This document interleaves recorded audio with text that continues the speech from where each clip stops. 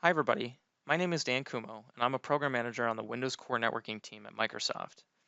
Today, we're going to talk about networking best practices in Storage Spaces Direct. Now, you may be saying to yourself, listen, I don't really care too much about the network. I'm a storage guy. I've got a networking team to deal with the network stuff. So, why should I care? Well, Storage Spaces Direct is a distributed system, which means that it needs to communicate both to other nodes inside the cluster as well as systems externally to the cluster. And so without solid communication channels, you'll experience a variety of different issues, which could manifest in the form of performance issues or even outages. And so, like we said before, it's critical that you get your networking configured properly. So before we dive into the best practices, let's take a look at the networking patterns that you would find in a common Storage Spaces Direct deployment. And then we'll discuss how the traffic actually flows across these NICs so you know what you'll need to configure. Now, there are more configurations possible than just what you see here. However, they all tend to be a permutation of one of these.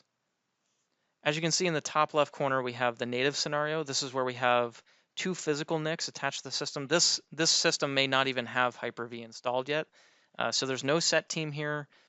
Any of the SMB traffic may just be SMB multi-channeled across the two adapters. So next we have the converged scenario. And in this scenario, we still have two physical NICs, but now they're combined into a Hyper-V switch embedded team.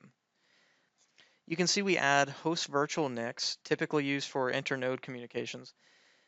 And we also have virtual machine NICs, which are attached to the same virtual switch. In this scenario, all traffic, whether it be for a tenant virtual machine or Storage Spaces Direct internal traffic, flows over these two physical NICs that you see at the bottom. And lastly, we have a bifurcated model where we have two physical NICs dedicated to internal node-to-node communication for the Storage Spaces Direct cluster. And we have two additional physical NICs that are attached to the Hyper-V virtual switch in a set team and provide physical network connectivity to the tenant virtual machine traffic. This model provides additional bandwidth to the tenant traffic such that it doesn't directly compete with the Storage Spaces Direct inter-node communication. So which one should you choose? Well, like most things, it really kind of depends on your scenario. If you're not running Hyper-V, then you may very well be fine with the native scenario. Whereas if you're running Hyper-V and you're concerned with port count or simplified management, you might choose the converged model. Or if you're running Hyper-V and you want to specifically control the traffic that's going out certain physical NICs, then you might try the bifurcated model. So now that we understand some of the most common networking patterns in Storage Spaces Direct, let's take a look at how these hosts actually use these NICs. And generally, you can think about the traffic in terms of its direction. So in this case, we'll start by talking about the east to west traffic. Now, this would define any traffic that goes in between Storage Spaces Direct hosts. So this could mean your cluster heartbeats or inter-node comms. This could be your storage bus layer. This could be CSV traffic, storage rebuild traffic, and hopefully also your live migrations if you've configured it that way. So really any of the internode SMB traffic can run over RDMA or remote direct memory access, which as the name implies has the benefit of placing the data from packets directly into memory of the receiving node. This eliminates the need for the host CPU to process the traffic. If you're familiar with configuring RSS or VMQ, you're no doubt aware that the largest blocker to getting to these high network throughput speeds was the host CPU processing. And so while we'll dive into RDMA a bit more in a second, just understand that for now, traffic moving in between S2D cluster nodes will generally be using RDMA, and that any of this RDMA traffic gains the benefit of offloading the processing to the NIC, freeing up the S2D cluster nodes processors to get back to what they were intending to do, like run more virtual machines. So the last thing really I want to bring out on this slide, which is really our first best practice, and don't worry about writing all these down. I'll have a summary slide, just take some notes from. But really, one of the important things to understand here is that if you're defining priorities and traffic classes, to make sure that you define a priority and bandwidth reservation for the cluster heartbeats. And again, we'll dive more into what that really means in future slides. Next, we have north to south traffic, and this describes any traffic that is coming into or leaving the stored spaces direct cluster. You can see on the diagram we have one of the S2D host nodes, and communication following the arrows would be leaving the cluster and heading out to other workstations, another Azure Stack stamp, Azure itself, or maybe a site-to-site VPN, other S2D clusters, your customers that are sitting out in their data center or their enterprise workstations. Really, as long as the traffic is not moving in between cluster nodes, this would be considered north to south traffic. The important part about this is that the north to south traffic really could be any protocol. The predominant network transport will not be RDMA. It might be, for example, if you're running client RDMA from Windows 10 workstations, but the majority of this traffic will be tenant traffic, and that traffic type is really up to the tenant applications that are running inside the virtual machines. So now let's talk about remote direct memory access, which again will be the east to west SMB traffic in between S2D cluster nodes. So first, what is RDMA and really how does it differ? Well, RDMA allows you to transfer data from an application like SMB to pre-allocated memory of another system.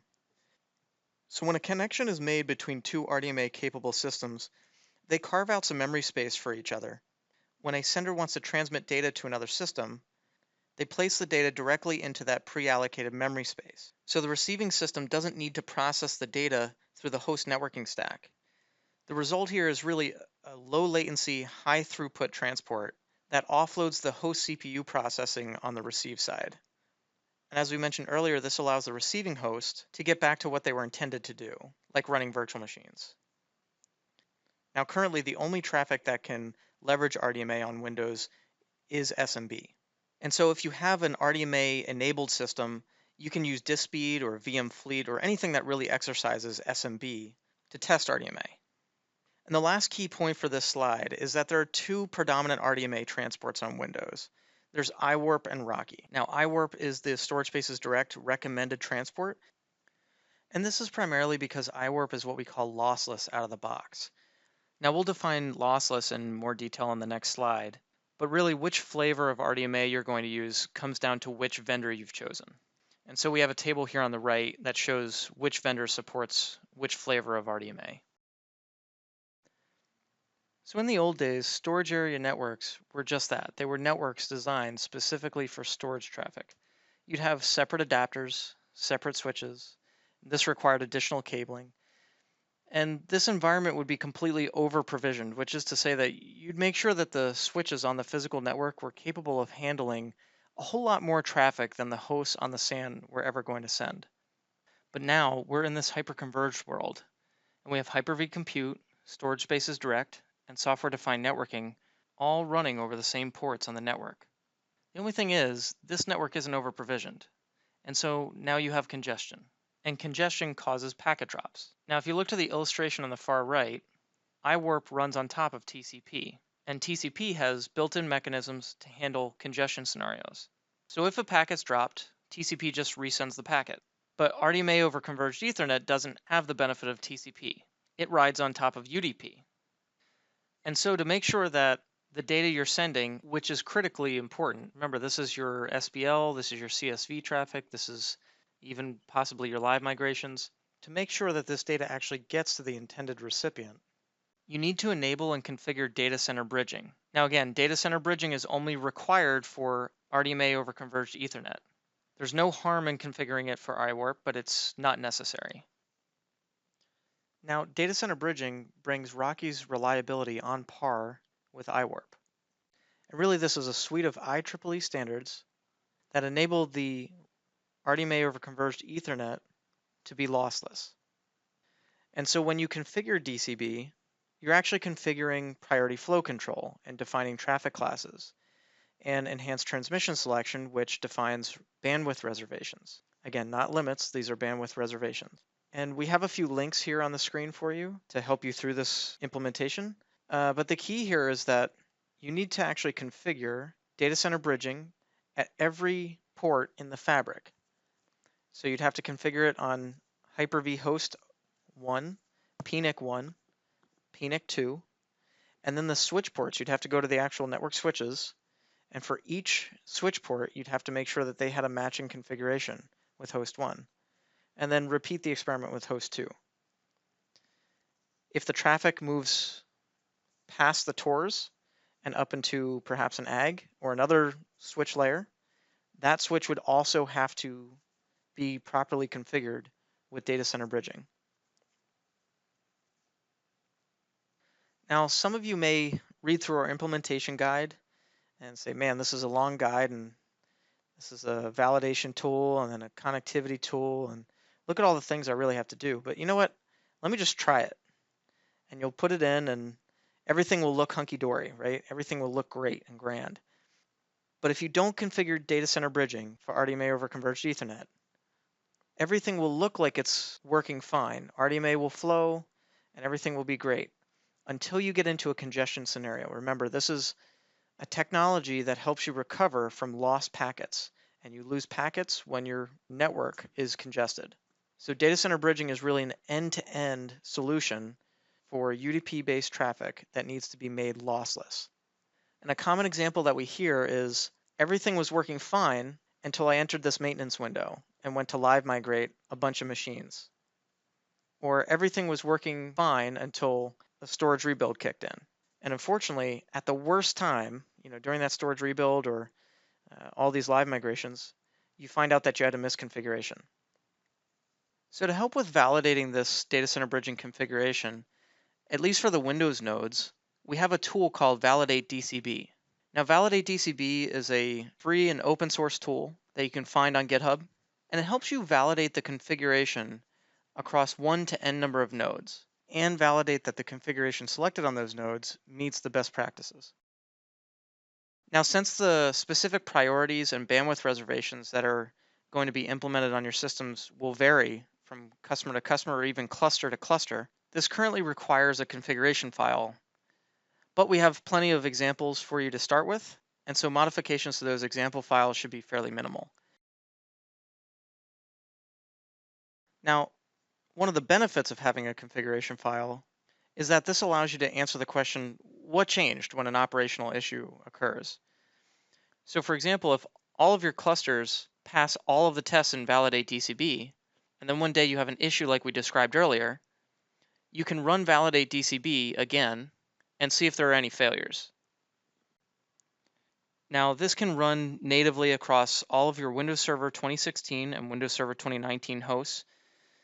This uses only inbox PowerShell modules, and so there's nothing that you have to install prior to using the tool. Now, you could also run this from Windows 10, in which case there would be a few requirements like RSAT tools that would need to be installed prior to using it. And we have had some questions about this in the past, so the actual testing framework under the hood is Pester, if you're familiar with that. And so if you already have an automated testing framework, this would integrate very nicely with that. All right, so we finally made it to our first best practices slide. And this one, again, is about RDMA, so really your east to west traffic. Now, if you're using one of the converged scenarios where you have a switch embedded team, make sure that those NICs are symmetric. And what symmetric really means is that the make, model, speed, and configuration on those NICs are all identical. So if you have feature A enabled on NIC 1, then you need to have feature A enabled on NIC 2. It also means that you can't mix match drivers. So for example, if you had one adapter that is from one vendor, all the adapters in that team should be from the same vendor. So moving on to the second item on our list, make sure that you keep your drivers up to date and double check the firmware.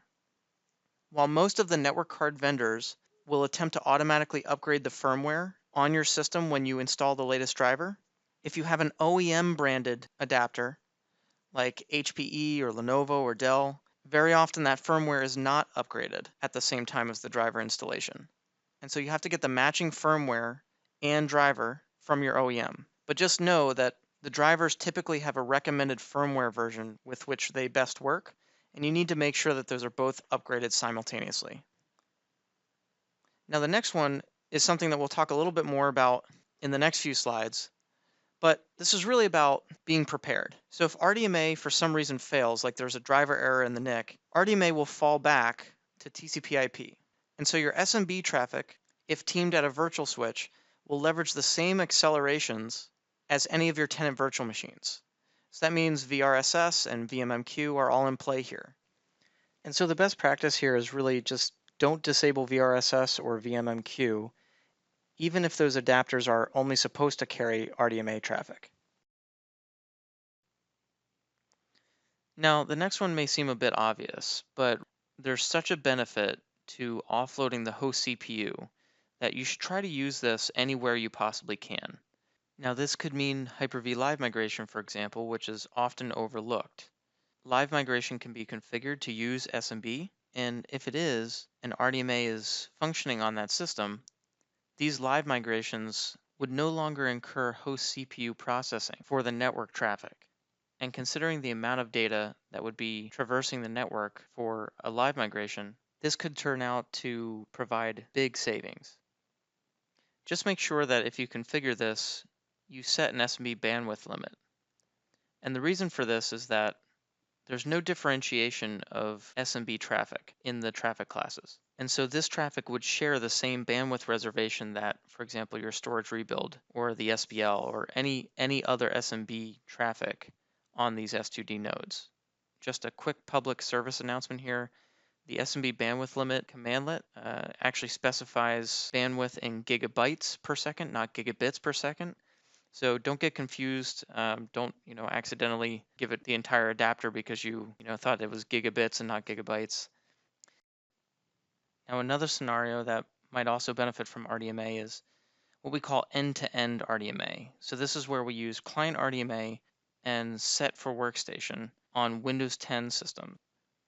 This allows you to run RDMA from a Windows 10 workstation all the way to one of the S2D nodes or even a virtual machine sitting on that system using guest RDMA.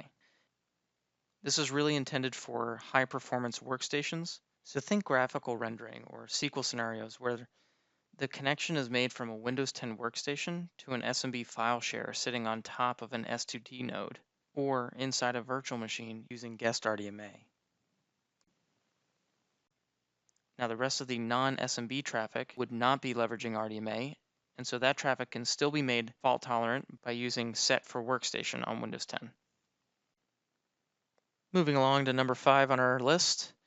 As you're implementing RDMA, make sure that you validate the Windows nodes with Validate-DCB. We have the link here on the screen, and this will really ensure that you have consistent configuration across all nodes in the cluster. And you should run this anytime that you make a change to the cluster. So consider this an add-on to the cluster validation wizard, where anytime that you make a modification to the networking setup, you should revalidate your configuration with Validate-DCB. Now keep in mind that this only applies to systems with data center bridging. That could be Rocky or iWarp RDMA systems. However, as we mentioned before, it's not required for iWarp. If you're not configuring data center bridging with your iWarp systems, then you don't need to use this tool. However, if you're running Rocky with RDMA, then the data center bridging configuration is required and you should validate with this tool. So with this next best practice, we're going to move away from the S2D nodes onto the network fabric. And really, the goal here is about making sure that the physical network can handle all of the traffic that you're going to send through it. So for example, if you have 8 S2D nodes, each with two 25 gigabit NICs connected to the same switch, that switch would have to process 400 gigabits per second if the NICs fully saturated the network. So talk with your switch vendors, talk with your networking team, and just make sure that you've properly sized the switching infrastructure to account for all of the nodes that are connected to a single switch. In addition, make sure that you validate the different paths that your traffic can take. So for example, we've isolated some issues to inter-switch link. So this is like an east to west connection between two TORs, where that path was considered equal with the other paths on the fabric. However, it didn't have the same amount of bandwidth available. And last but not least, make sure that you stress test your systems. Quite frequently what we hear is that everything was just working fine until all of a sudden we put some real workload on the systems. There were some live migrations going on, we were adding a new node to the cluster, etc. And so make sure that validate your system by stress testing it as best as you can. You can use disk speed to help you. And really the best way to do this is to have a whole bunch of traffic from the other nodes all sending to a single node. All right, so the next one is going to be a quick one. Just avoid SMB signing and encryption with RDMA. It really kills the performance of RDMA. You will see extreme slowdowns. So check out that KB article that's listed right there. And version 2 of Validate-DCB will actually check to see if these settings are actually disabled. All right, so simplicity equals reliability. Now there's an old technology adage that parts most likely to break down are those that move or those that get hot. Well, in this case, you have to change the configuration, right? You have to move the configuration with Rocky. And so with that in mind, while iWarp and Rocky can both work just fine on Windows, the challenge really with Rocky is getting the configuration right across all the different network ports. As a Storage Spaces Direct recommendation, we recommend using iWarp because there's less to deploy. You don't need data center bridging with iWarp. And if you do deploy data center bridging even with iWarp and you make a mistake, DCB is really just there as a backup. So again, S2D, you may have seen on the public documentation, Storage Spaces Direct is recommending iWarp, and this really is why. And so continuing on that thought, we head into our last two best practices here. So the first one is when to use iWarp. And we think this should be the default option. So again, we're trying to keep the solution simple. This could also be used in a switchless configuration where the nodes are actually configured back to back. If you have large scale or multi-rack deployments, right? Again, because now you're crossing racks, multiple hops, multiple switch ports. And so the likelihood of misconfiguring data center bridging just increases. And so for large scale deployments or multi-rack deployments where you are crossing multiple switching boundaries and data center bridging might become a little bit untenable, then you should consider iWarp. You should also consider iWarp if the long-term owner of the solution is not a networking expert, right? So if the folks that are going to have to maintain this won't know how to troubleshoot data center bridging or set up data center bridging because inevitably that system is going to grow. You're going to add new nodes. You're going to bring on more clusters. And so they're going to have to replicate the configuration. The last one here on the list is be about your organization. Some organizations, some larger organizations, the network and server teams don't share the same boss, right? So they're very organizationally disparate. And so it could very well take a long time to get the network changes that you need. And so because iWarp has less requirements on the network fabric, iWarp is our recommended solution in that scenario.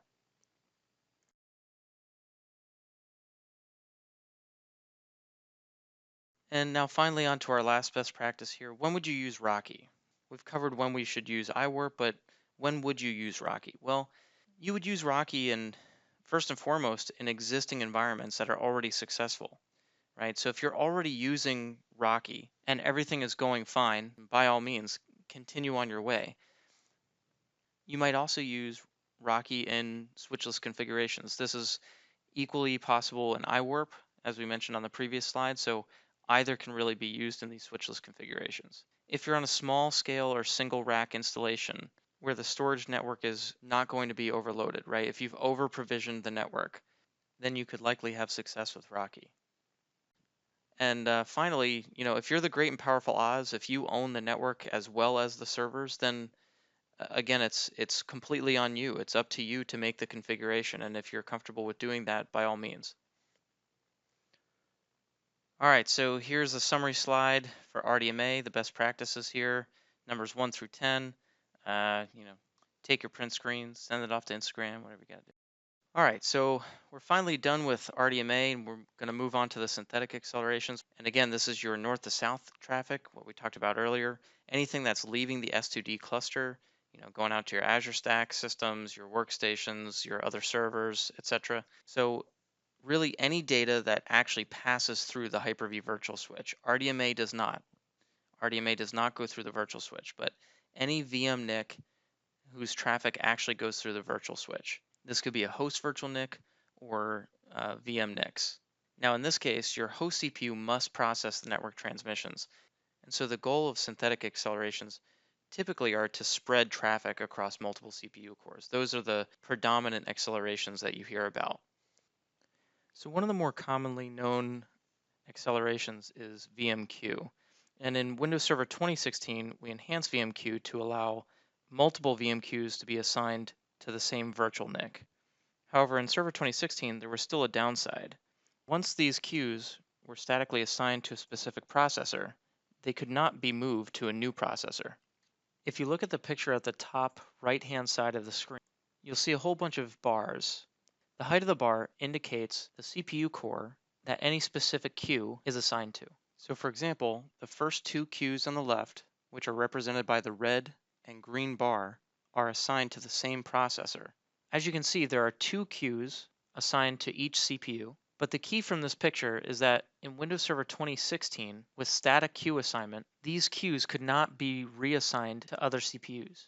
So if any one of these CPU cores had a lot of work to do, like processing bursting network traffic, or running intensive virtual machine workloads, or any other reason experienced a lot of CPU processing, and they could no longer keep up with the amount of work that they were being asked to do, the network throughput to the virtual machine assigned to that queue would suffer. The network throughput would not be able to be processed as quickly on that CPU core. It would have to wait. And so the throughput to that virtual machine would drop. So in Windows Server 2019, we enabled dynamic VMMQ, which allows us to auto-tune the assignment of received queues to processors. So for example, if a virtual NIC is sitting on a processor that has a lot of other chatty virtual machines, we can move that queue to a different processor. This allows us to maximize the virtual NIC throughput, as well as maintain a consistent level of throughput for virtual NICs. That's what you're seeing on screen now. Here you have the queues assigned to virtual machine 01. And if you compare it to the first picture, they've all been kind of jumbled around. And that's because they were competing with other workloads on the same cores. And so the dynamic queue scheduling algorithm determines that there's a better place for this queue so that it can process more traffic. So now we're just going to quickly wrap up with a few more best practices. Many of these I did not talk about in the talk, but they're best practices and recommendations nonetheless. So first and foremost, don't team your NICs with LBFO and then attach a virtual switch to it. Set or switch embedded teaming is our preferred teaming mechanism. Set allows you to converge your NICs and run RDMA off the same devices. Make sure you use symmetric NICs. So again, make, model, speed, and configuration. And we always recommend creating the vSwitch with the IOV enabled true option. And this allows the virtual switch to assign virtual functions to VM NICs. Now, even if you don't think you need it right now, you may want to run guest RDMA in the future. And so this option would be required. Unfortunately, there's no way to update a virtual switch after it's been created with this option. And so you'd have to actually tear the virtual switch down and recreate it. And so we just say enable it by default. There's really no downside to enabling it. Next, keep your drivers up to date, along with the corresponding firmware for hardware offloads, like VMMQ. This is for similar reasons as with RDMA, but the driver vendors regularly release new updates and fixes, and so it's just best to keep those up to date. So we've seen a lot of folks disabling accelerations because they say, well, I don't need this acceleration because I'm not using this data path, right? I'm running an RDMA, so I don't need VRSS or VMMQ. Just leave them alone. Generally speaking, we would say that the best practice is to leave the defaults. If, for example, RDMA falls back, you would be using these accelerations. So it's always just best to kind of leave them alone because it becomes challenging to re-enable them if you find that you need them. And finally, try to leverage dynamic VMMQ. Now this requires a Windows Server 2019 premium adapter. And so we recognize that not everybody's going to have those. You'll also have to update your drivers. Ultimately, this will enable better performance on the host, as well as enabling more consistent throughput to the virtual machine. And we've reached the end. Please feel free to reach out to me if you have any questions, and good luck with Storage Spaces Direct.